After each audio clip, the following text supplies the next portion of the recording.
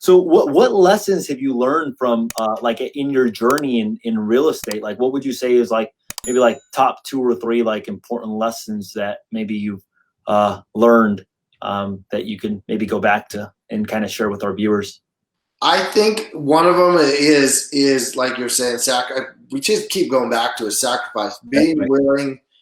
to being willing to jump quickly. I think oftentimes there's a lot of hesitation with Mm. things, and in life, opportunities come. And I'm this.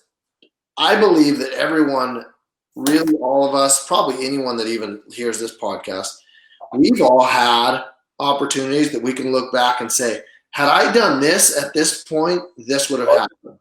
And there are Yeah. these big fish stories, right? There's these, oh man, this is great. But why didn't you?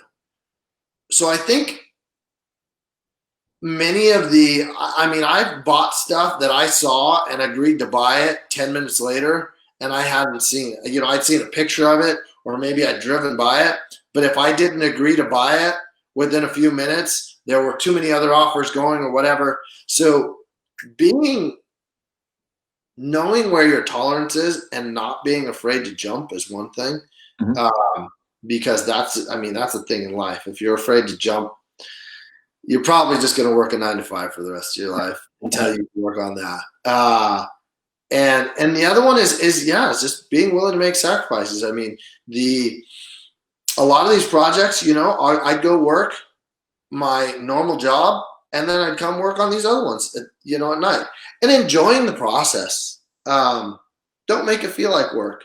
Make it feel like fun. If you got a girlfriend, a wife, kids, whatever, make it a fun thing. Don't make it feel like, oh, well, when I'm done here at this job, I have to go work and do this other, just because fun, the difference between fun and work is really just how we view it. Yeah. It's how we do it and what we call it.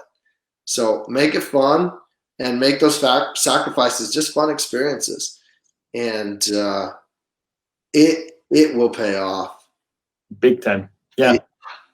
And sometimes you don't realize it like until it's actually happened. But I've had those same instances where I'm glad that I bought when I bought, or I bought that when I bought that, even though there was fear, even though there was scaredness, because everybody goes through that. I think it's just being able to put that to the side sometimes and say, what's worst case scenario? Like, all right, worst case scenario is the property's going to pay for itself off. Things might be tight for a little bit. I'll bounce back, and essentially things will continue moving forward, Yeah. Yeah. Cool, man.